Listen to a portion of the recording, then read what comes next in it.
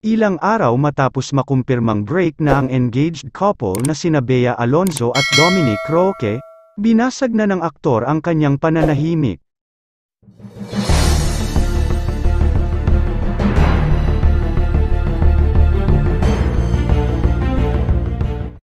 Ito ay sa gitna ng batuhan ng mga akusasyon at espekulasyon ng publiko kaugnay sa pinag-uusap ang paghihiwalay ng dalawa.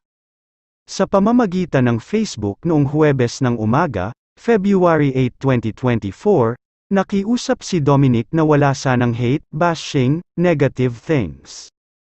Idiniin din ni Dominic na si Bea is a beautiful person inside and out.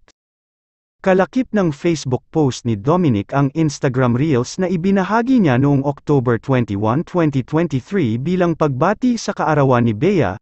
Naglalaman ito ng video clips ng mga biyahe nila sa abroad. Magmula nang kumpirmahin ni Boy Abunda sa programa niyang Fast Talk with Boy Abunda sa GMA7 noong Martes, February 6, na hindi na matutuloy ang kasal nina Bea at Dominic, kung ano-ano ng issue at espekulasyon ang lumalabas. Ito marahil ang dahilan kaya nagdesisyon si Dominic na tapusin na ang kanyang pananahimik. Na-engage sina Bea at Dominic noong July 18, 2023. Pero pagpasok nitong January 2024 ay lumabas ang usap-usapang hindi na matutuloy ang kasal ng dalawa dahil nag-break na sila. Iba-iba ang lumalabas na dahilan ng desisyon nina Bea at Dominic na tapusin na ang kanilang relasyon at hindi na ituloy ang kanilang kasal. Ngunit wala pang direktang pahayag ang dalawa tungkol dito. Samantala tila may pahiwatig si Dominic Roque na may hindi magandang nangyayari sa relasyon nila ng fiancé na si Bea Alonzo nitong pagpasok pa lang ng buwan ng Pebrero taong 2024.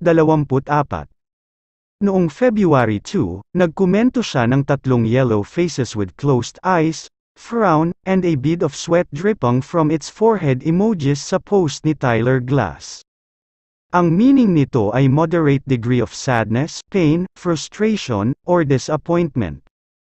Si Tyler Glass ay isang photographer at writer, na ipinanganak at lumaki sa Louisville, Kentucky sa USA. Sa kanyang Instagram noong unang bahagi ng Enero taong 2024, nag-post si Tyler ng Instagram reel tungkol sa pagli-let go at hiwalayan.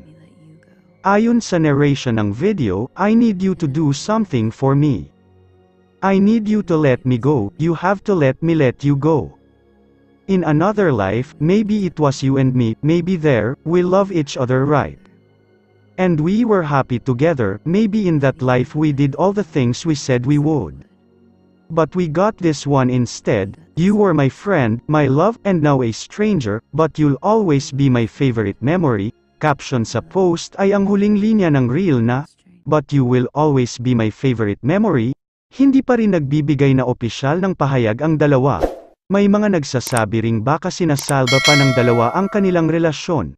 Hanggang dito na lang, please subscribe for more videos.